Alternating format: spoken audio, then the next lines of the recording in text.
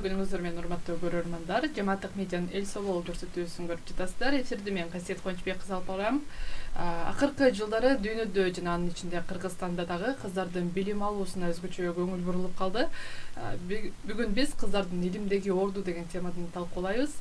Студиябыздын коноктору Тек айым коомдук фондунун негиздөөчүсү Гүлзира Миңбаева жана Тек кыздар долбоорунун катышуучуларынын куратору Асель Сатылганова. Саламатсыздарбы? Кош келиңиздер.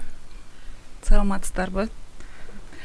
Биз бүгүн ошо кыздардын илимдеги орду темасынын алкагында ошо алгач эле Тек айым жана Тек кыздар долбоорлору тууралуу сөз кылалы. Маегибизди ушундай баштасак. Долбоор тууралуу Гүлзира эже сиз токтолуп кетсеңиз башында. Тек айым коомдук фондунун жакында ошол Тек кыздар деген проекти долбоору ишке ашмакчы. Буга чейин август айында онлайн түрдө аял деген программаны ишке ашырганбыз. Бул эки аялдан кийин ушул жаңы бир идея келип Тек кыздар деген долбоор иштеп чыктык. Мунун максаты Technovation Girls деген дагы эл аралык конкурс бар, олимпиада.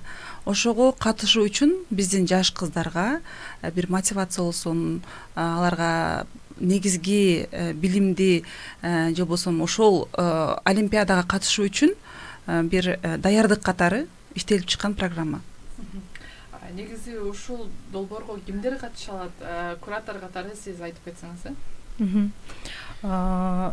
Бул Тек кыздар жаратман жаштар деген долбоордун бир бөлүгү, бир компоненти. Тек кыздар бул Тек айым фондунан аткарылат. Бул долбоорго 15 жаштан 18 жаштагы кыздар аялы үй бүлөлөрдөн катыша алат. Аялы үй бүлө деген бул мигранттын үй бүлөлөрүнөн жаңы коңушта жашагандар, жарым үй бүлөлөрдөн катышуу мүмкүн кыздар.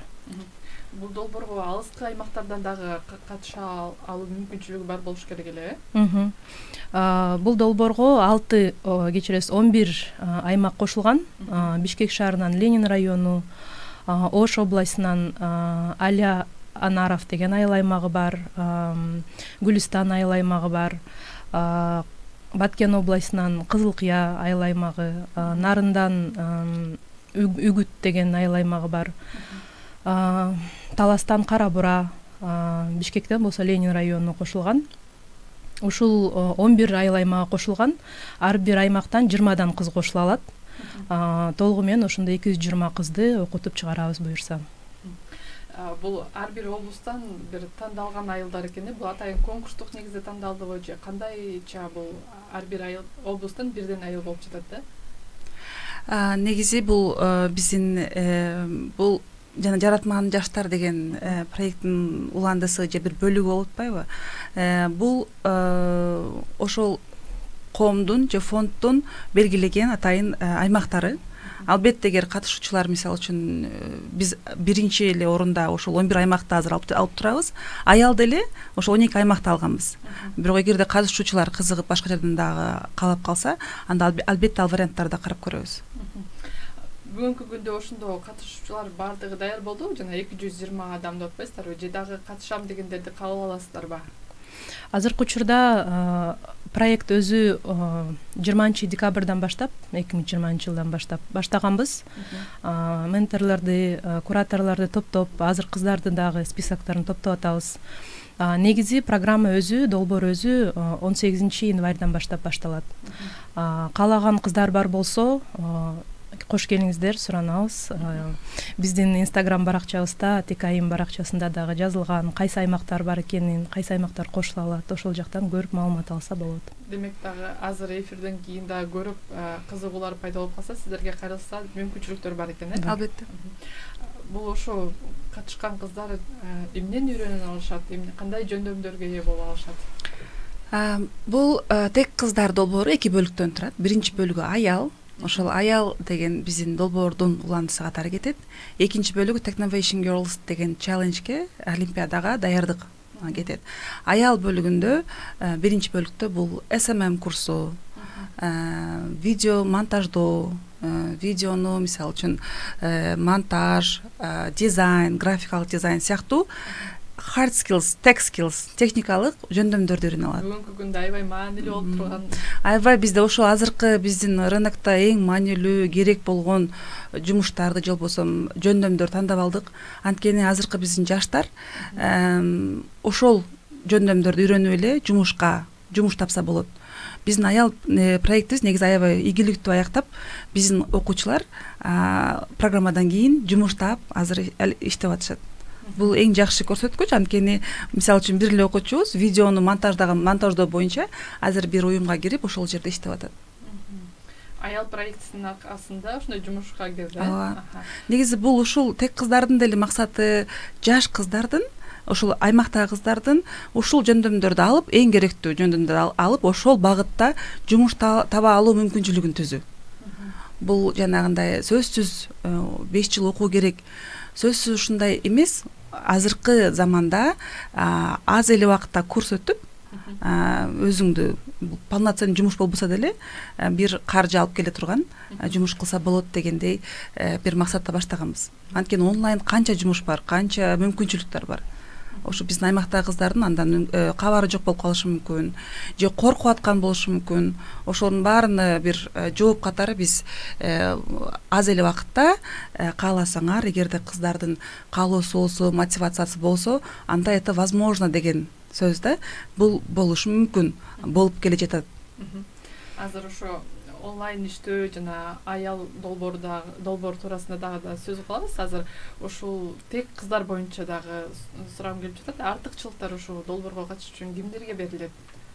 Биздин маалымат боюнча сиздер баягы 30%, 70% деп бөлүп турсуздар да, ошо 70% аярлуу катмарларга деп Туура, 70% бул аялуу топтордон катышуучулар болот. Башында айта кеткендей эле аял үй бүлөлөр, айыл жеринен, жаңы коңуштардан, мигранттардын үй бүлөлөрдөн, толук эмес үй бүлөлөрдөн 70% ошондой кыздарды камтыганга аракет кылабыз. Калган 30% башка кыздар кошулат. Артыкчылар тууралуу да айтып кетсем, кыздар үчүн кыздар эмне ала алат? Бул Гүлзира айткандай hard skills деп атпайбы? Hard skills'тан да тышкары жакшы нерсеси soft skills дейт. Бул soft skills деген бул икемдүү бир күндөмдөр да. Орусча айтканда гибкие навыки деп коет. Бул команда менен иштөө, ораторлук чеберлик, дагы кандай десем, бир өзүнүн кандайдыр бир сапаттарын ачуу үчүн кыздарды ошого дагы тренинг өткөзөбүз да. Себеби дегенде кыздар көбүнчө бизде стереотип бар да, кыздар үйдө отуруш керек, кыздар оокат кылыш керек, үй оокат кылыш керек деп. Ошол стереотипти бузуу үчүн, кичине түртмө берүү үчүн кыздарга ошондой soft skills'терди дагы үйрөтөт, тренингтерди өтөт да, кыздардын кийинки жашоосуна, турмушуна керектүү нерселер. Себеби дегенде азыр жана ийгиликтүү адамдар айтып жатпайбы, 80% бул soft skills, 20% hard skills деп. Ал деген 20% сен кандай профессияны кабыл алсаң, ошол аркылуу ийгиликке жетет экенсиң, а 80% бул кандай ийкемдүү болсоң, ошого жараша ийгиликке жетет экенсиң да. Ошол себептен биз буга да көңүл буруп, кыздарды ушул тарабында үйрөткөнгө аракет кылабыз. Чындыгында азыр сиздер үйрөтүп жаткан ушу жөндөмдөр баягы алдыдагы заманбап жөндөмдөр болуп атпайбы? Бирок ушуну аймактардагы жаштар, окуучулар канчалык деңгээлде билип жатышат да? Негизи заманбап деген эле жөндөм эмес, негизи бул азыр аябай бааланган жөндөмдөр. Бар элдин кабары бар. Мисалы үчүн баарлашуу дегенде, баарлашуунун сөзү түшүнөбүз баарыбыз, бирок аны туура кандай болот, же кесиптик тармакта кандай болот баарлашуу деген жаатты алып кетебиз. Кыздарда эч кандай түшүнбөстүк же бул кандай жөндөм деген негизи суроо боло элек. Бирок суроо болсо деле аны жашоодон алып, ошол биздин жашоодогу мисалдардан түшүндүрүп берүүгө аракет кылабыз. Баягы сиздердин долбоор тууралуу билип жатабы деген суроо болду да. Биздин долбоор жөнүндө азыр биздин социалдык тармактарда кабар берип билип жатышат. Жана сиз айткан 70%, анан 30% дегенде биз региондордон ошол соц мугалимдер болсун, соц тармакта иштеген адистер болсун, ошолордон жана айрылуу үй бүлөлөрдү таап атабыз. Калган 30%-на ачыкпыз. Каалаган кыздар мен өзүмдү өңтүргүм келет, ушул жөндөмдөр мага керек болчу деген кыздар болсо тапшырса болот. Жогоруда дагы Асель айым сиз айтып калдыңыз, ушу кыздарга арналып атат депчи. Чындыгында суроо туулат да, эмне үчүн бир гана кыздарга арналат дегенчи. Муну айта кетсем, негизи Кыргызстанда эле эмес, айрыкча Кыргызстандын мусулман өлкөлөрдөгү кыздардын кичине укуктары чектелүүрөөк болот да. Бизде гендерный теңдик деген аябай аз болуш керек да. Ошол себептен биз кыздарды кичине ушул кесиптерге түртүп, үйүндө отуруп дагы турмушка чыгышса, балалуу болсо, үйүндө отурса дагы бул санариптик кесиптер кыздарга үйдө отуруп акча табуу мүмкүнчүлүгүн берилет да.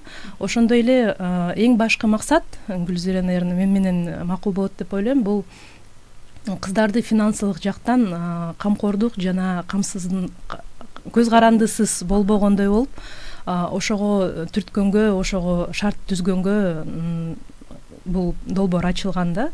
Тек айым негизи коомдук фонду дайыма ошо кыздарды колдоп турат да, ушул жакачы, ушул тарапка.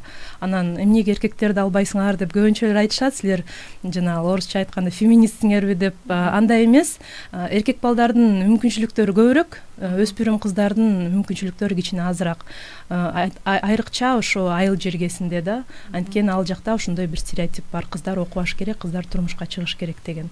Ошол себептен негизи кыздар бул келечектеги эне, андан кийин балдарына кандай тарбия берет, ал дагы сөзсүз ушул күндөмдөр менен балдарын жакшы тарбиялап, күчтүү балдарды, күчтүү билимдүү энелер болуш керек деп, ошон үчүн мен эки колум менен тең макул болуп атам да.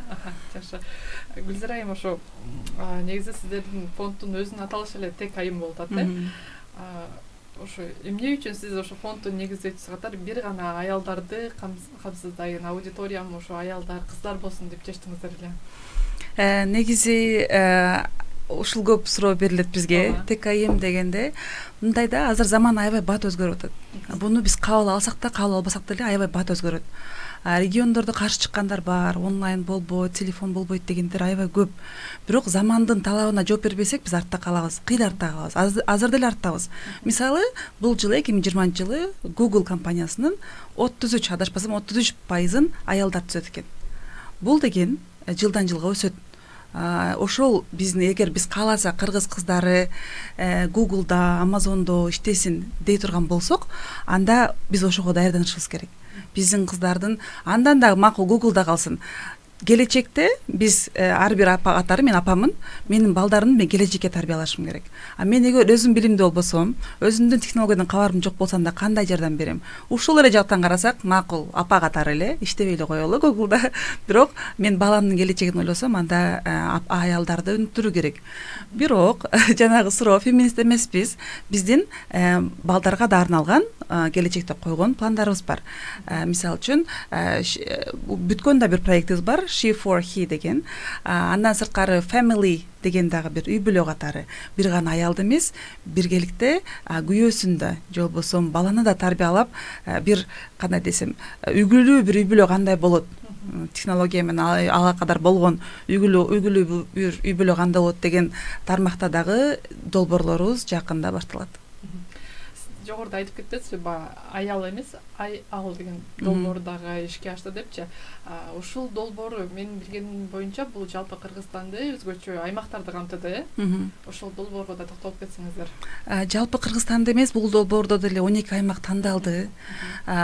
Бишкектен, Ош облусунан жана Нарындан, ар бир региондон ушул 12 аймактын ичинен Мырзаке, Ат башы сыяктуу айыл өкмөттөрүнөн тандаганбыз. Аталышы аял эки түрдө чечмеленет. Аял бул аял биз билген, жана ай ал деп айды ал дегендей бир максатта койгонбуз. Долбоордагы уланабы, себеби дегенде Кыргызстандын жалпы аймагынан эле мисалы аялдар бүгүнкү күндө өнүгүүгө, жаңы жөндөмдөрдү, көндүмдөрдү үйрөнүүгө кызыктар эмеспизби?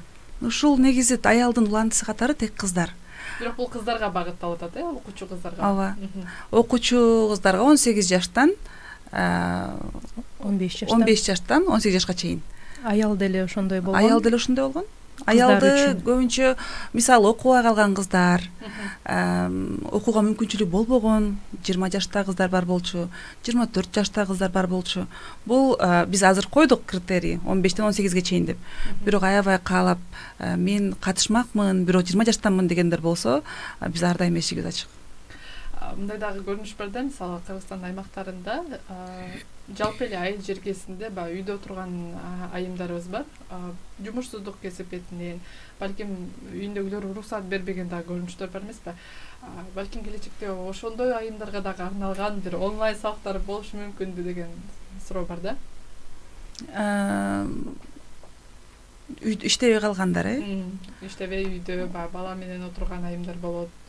Же айыл жергесинде жумуш болбогон айымдар болот. Албетте, ушундай үйдө отурган аялдарга, негизи Кыргызстанда аябай көп андай долбоорлор, бирок тек айым деле биз негизи ушул өзүбүздүн максат катары, миссия катары аялдарды, кыздарды, аялдарды, даже бабушкаларыбызды дагы окутууга, үйрөтүүгө биз ачыкпыз. Анан келечекте дагы кандай проекттерибиз болот, буну дагы көрөбүз. Бирок сөзсүз андай эжелерге да, апаларга да арналган проекттер болот. Ушу тек кыздар долбоорунун куратору катары эселегим айтып кетсеңиз, эмне үчүн ушу кыздарга акыркы учурларда Кыргызстанда дагы дүйнөдө дагы так илимдерге, техникага, IT тармагын өздөштүрүүгө арналган долбоорлор көп болуп жатпайбы? Бул техниканын тилин өздөштүргөн долбоорлор Кыргызстан аймактарынан кантип катыша алышса болот, кайдан изилдесе болот, ошондой долбоорлор бар экени дагы. Бизде азыр кураторлор бар ар бир региондо, ар бир областта. Ошо 11 максаттуу жамааттар болсо, ошол жерде 11 куратор иштейт. Алар социальный педагог деп коет, соцпедагогдор менен чогуу иштешет. Ошолор аркылуу маалымат таратышат, директорлор менен сүйлөшүү болгон, районный айылдык аймактардын айыл өкмөтү деп коет, ошолор менен дагы жолугушуу болуп, ушул маалыматтардын баарын берип, кураторлор иш жүргүзүп жатышат. Ошо 11 айыл аймагында бардык жеринде эле биздин кураторлор иштеп, маалыматты берип атышат да. Ошол жактан алышат маалыматты, ошондой эле биздин социалдык тармактардан маалымат алышат. Азыр маегибизди баягы илим тармагына да бөлүм келип атат. Гүлзира айым, сиз биз билгенден баягы математика мугалими болуп жүрүп, ушундай долбоорлорду ишке ашырып атасыз да. Буга чейин дагы баягы Хан академиясынын сабактарын кыргызчага которуп, азыр дагы ал иштер жүрүп атат. Негизи ушундай кыздардын, айымдардын илимдеги орду Кыргызстанда канчалык бааланат, алар үчүн алдыга өнүгүүсү үчүн дагы кандай мүмкүнчүлүктөр түзүлүп жатат же түзүлүшү керек деп эсептейсиз? Туура, мен мугалим болуп өзүм иштеп жүрдүм. 8 жылдык мугалимдик стажым бар. Андан кийин ушул бир менде деле, мисалы үчүн мен мугалим, жөнөкөй эле мугалиммин деп ойлойт элем. Америкага баруу, Америкада стажировка өтүү мен үчүн мындай кыял болчу. Анткени мен жөнөкөй эле мугалиммин, аябай акылдуулар барат деп ойлочумун да. Анан ушундай Американын госдепартаментинин программасы Теквименге барып калып, бирок ага деле мындай тапшырып көрөйүн, өтөмбү өтпөйүмбү, кыйындар өтсө керек деп ойлойт элем. Бирок өтүп калып, анан ошол жакта стажировка өткөндө мен көрдүм, Mozilla деген компанияда өттүм. Ошол жерде мисалы үчүн аялдардын орду, аялдардын милдети, ушундай сонун, мисалы үчүн ойлойсуң да, компанияда иштесем кыйналам деп. Бирок азыр заман өзгөрөт. Кыргызстанда деле ошол система келет. Америкада мисалы үчүн аял болсоң, үйдөн 3 күн, офистен 2 күн иштесең болот. Үйдөн онлайн эле 2 күн иштейт, 3 күн иштейт, 2 күнүнө офиске келип иштесең болот экен. Мен иштеген компанияда. Бул аябай жакшы шарт түзүлгөн. Жана үйдө деле балдарын карап, тамак ашын бышырып, анан онлайн жумушун бүтүрүп койсо болот. Бирок анын үчүн албетте мындай күчтүү адис болуш керек. Ошондуктан дагы бул заман өзгөрүп, жана айтпадымбы, илимдеги кыздардын орду дегенде бул келечекте жана эркектер менен тең болот. Азыр эле тең болгон көп өрнөктөр бар. Биздин кыздар деле ошого даярбы деген суроо. Биздин кыздар мисалы үчүн азыр мына 13-18 жаш деп белгиледик. Бул жанагы кыздын кесибин тандоодогу эң маанилүү период. Биздин көп кыздар кандай кылат, мындай ата энесин айтканын же өзү билген кесип тандайт, же врач, же мугалим, же финансист, же турмушка чыгат, же Москвага кетет бүткөндөн кийин. Бирок негизи мындай караганда аябай мүмкүнчүлүк көп да. Ошол максатта биз ушундай периоддо кыздарга жардам берип, на самом деле силер да кыла аласыңар, силер да бара аласыңар, мындай мүмкүнчүлүктөр бар деген максатта ушул проекттер болуп жатат. Анан келечекте кандай болуш керек дегенде, албетте бул кыздарга арналган долбоорлор көп болуш керек. Анткени кыздын, аял затынын коомдогу орду абдан маанилүү. Анткени бир билимдүү аял бул билимдүү өлкө дегенге барабар. Анткени бир үй бүлөнү тарбияласа, бир бүлөдөн 10 киши чыкса, 10 кишинин 10 үй бүлөсү болот. Бул бир өлкөгө, бир мамлекетке барабар болуп калат да. Ошон үчүн менин жекече пикирим мындай долбоорлордун феминисттик көз караш менен эмес, туура түшүнүк менен эле билимдеги, илимдеги кыздардын ордуну көбүрөөк басымдуу жасаган долбоорлор көбүрөөк болуш керек деп ойлойм. Маселе негизи ушул келечекте мисалы бүгүнкү күндө мектеп окуучусу болуп жаткан кыздар келечекте кайсы кесиптин ээси болсо деп ойлойсуз да? Ушул аял проектинде катышканда, анда да мен куратор болгом. Ошондо ушундай суроолор болуп, ушундай тренинг өткөндө кандай кесип тандаш керек депчи.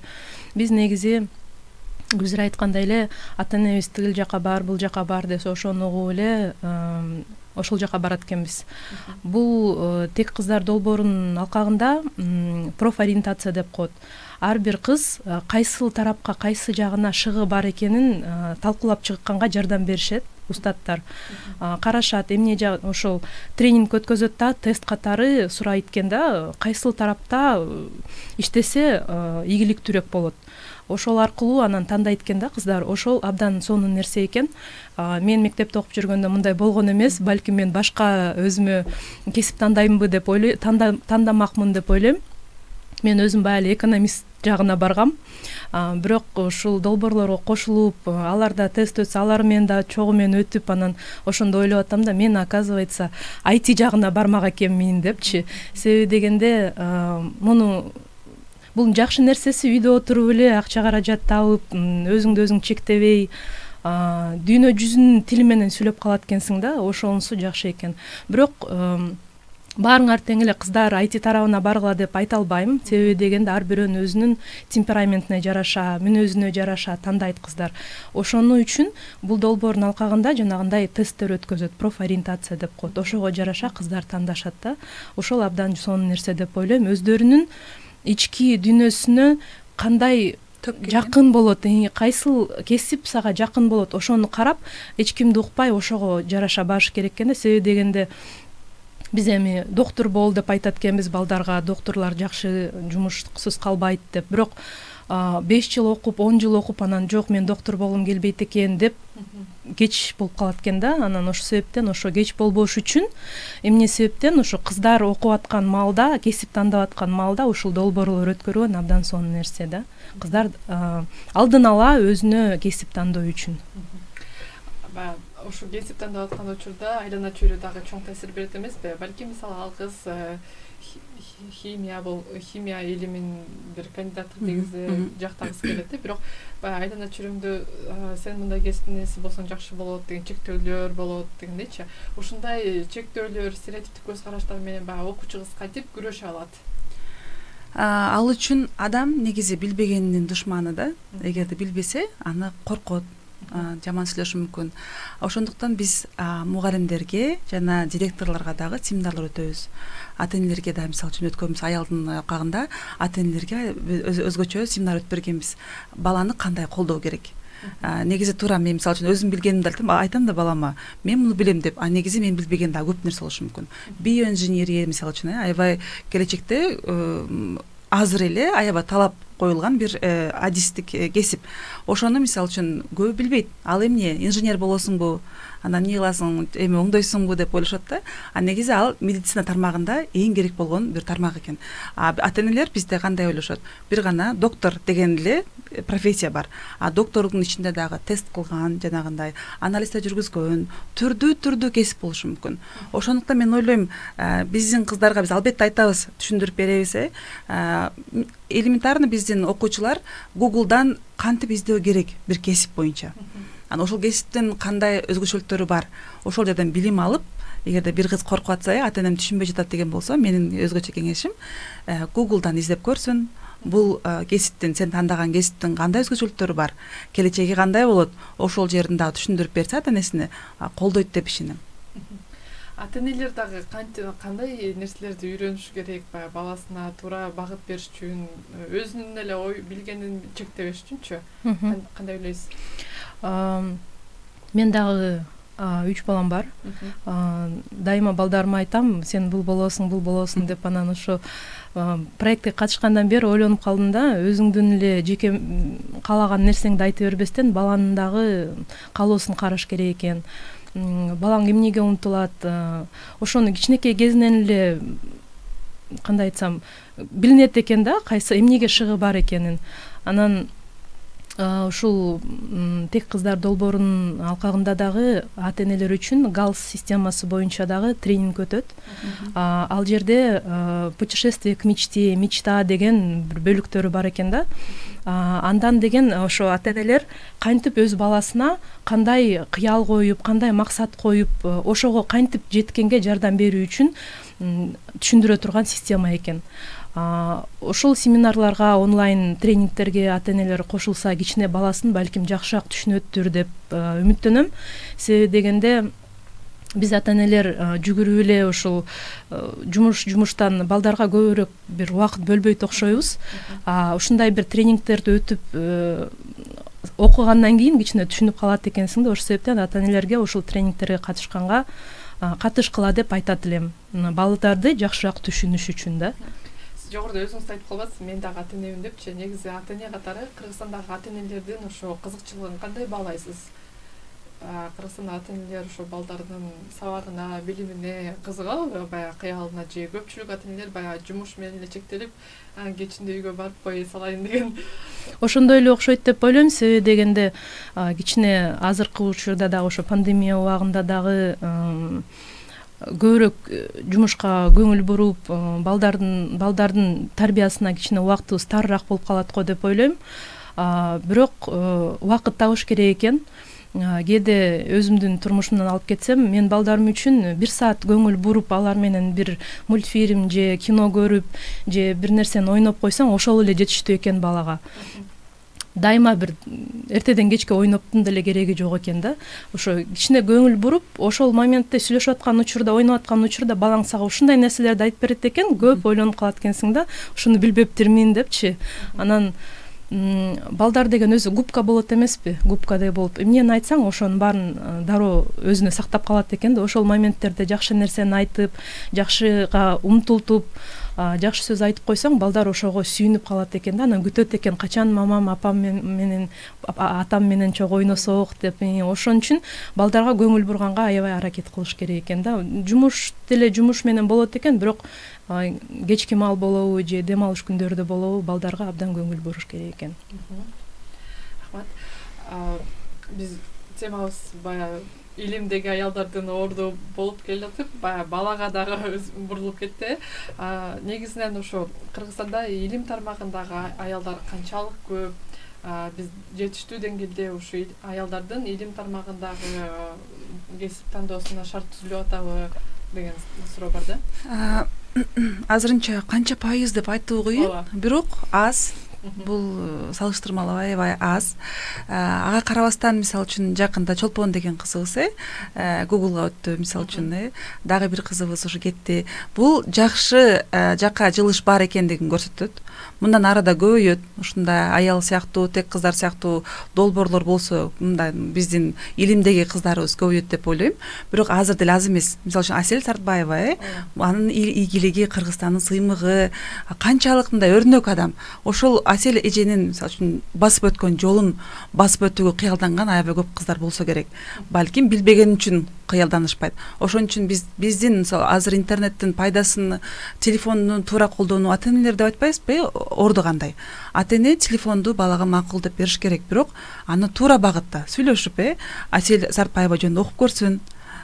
Ушул Чолпон эжеке жөнүндө информация окуп көрсүн, силердин бул маегиңерди уксун. Бул деле балдардын ошо келечекке умтулуу боюнча, билбегенин душманы болбош үчүн билип, ошого умтулууга бир шарт деп ойлойм. Анан келечекте ишенем көбүрөөк болот албетте. Сиздин өзүңүздүн жолуңуз дагы мисалы көптөр үчүн үлгү болуп атат да, математика мугалими катары чет өлкөлөргө дагы барып долбоорлорду ишке ашырып жүрөсүз. Мисалы бул дагы бир чоң үлгү, чоң образ деп айта алабыз. Мисалы математика илимине мисалы сиз кантип келип калдыңыз? Математика биз жана Асель эже айтып кетти, баланын шыгына, кызыкчылыгына көңүл буруу экен. Мен ата-энеме аябай ыраазычылык билдирем. Ата-энем менен такырымда эми алек болбоптур, кызым эмне кылып атат, эмне окуп атат, эч аралашкан эмес. Өздөрү да билет, азыр күлүшөт да. Мен өзүм аябай аракетчил болгон үчүн кичинекейимден ушу өзүм окуп, өзүм кызыгып, математиканы жакшы көрөт экем. Анан мугалимдер менен кеңешип эле математика мугалим болуп калгам. Бирок азыр өкүнбөйм. Анткени мен мындай нерсе бар экен, ар бир адам кесип тандаганда аны өмүр бою акысыз иштеп берүүгө даяр болсоң, анда ошол кесип сеники экен.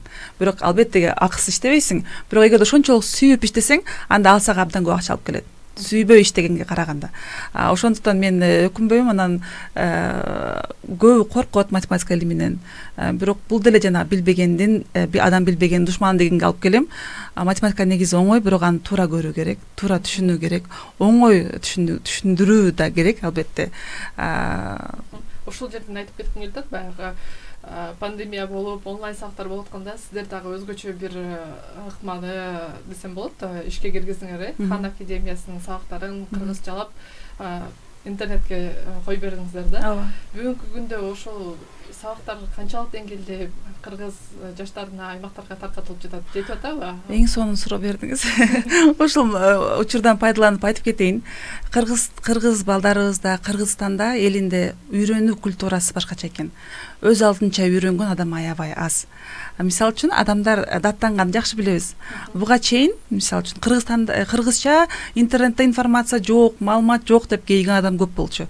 Мына биз канча 6 айдан бери иштеп атабыз. Азыр 150гө жакын видео чыкты, бирок просмотр аз. Анткени жана адамдар даттанып эле коет экен. Чындыгында издегенде аябай азыр уже маалымат бар. Мына 1-2 класстардын математика сабактары толук азыр жеткиликтүү YouTube'да. Кааласаңар көчүрүп алгыла, кааласаңар кайра көргүлө, акысыз, сатылбайт. Бирок ушул жерден мисалы үчүн биз түшүндүк, өзүнчө изденген окуучу же ата-эне же мугалим аз экен. Мындан ары биз бул жылга мына январь айынан баштап өзүгө максат койдук. Региондордо азыр биздин системада 200 мугалим бар. Ошол 200 мугалим аркылуу эми таратабыз, жеткизебиз. Негизи мындай кылган жумушуң акысыз болсо, эч ким колдонбосо да анча экен. Бул жанагы эле биздин көйгөй окуучуларыбыздын өз алдынча изденбегенинин себеби экен. Бирок азыр биз бүткүчүбүз менен ошол которулган жана которула турган видеолорду ар бир балага жеткирүүгө аракет кылабыз. Азыр эфирибиздин аягында ошо Хан академиясынын сабактары, ТКМ фонду тууралуу, тек кыздар долбоорун кайсы жерден таба алат, ошону айтып койсоңуздар да. Хан академия социалдык тармактардан таба алат. Хан академия кыргыз десеңер чыгат, ТКМ десеңер чыгат. Ошол изилдөө бул көйгөй болбош керек. Кызыккан адам кандай болбосун табат, сураштырыш керек. Анан бирок албетте биздин социалдык тармактарда, Инстаграмда, Фейсбукта, силер аркылуу, ошундай программалар, радиолор аркылуу деле таап чыкса болот. Азыр бизден Facebook аркылуу дагы суроо келип атат. Гүлзира эже, мыктысыз, сыймыктанабыз деген комментарий келипти. Чоң рахмат. Ушундай жагымдуу комментарий менен эфирибизди жыйынтыктайлы. Сиздер убакыт бөлүп биздин студияга келип, өзүңүздөрдүн долбоор тууралуу жасап жаткан иштер жөнүндө айтып бергениңиздерге чоң ыраазычылык билдиребиз. Алдыдагы Кыргызстанда ушундай технология тармагында, илим тармагындагы кыздардын саны өсүп, дүйнөгө дүңгүрөтсүн деген ниет менен эфирибизди жыйынтыктайлы. Бүгүн биздин студиябыздын коноктору ТКМ коомдук фондунун негиздөөчүсү Гүлзира Миңбаева жана Тек кыздар долбоорунун катышуучуларынын куратору Асель Сатылганова болду. Урматтуу көрөрмандар, кайрадан Жамааттык медианын Эл Собол көрсөтүүсүндө көрүшкөнчө саламатта туруңуздар.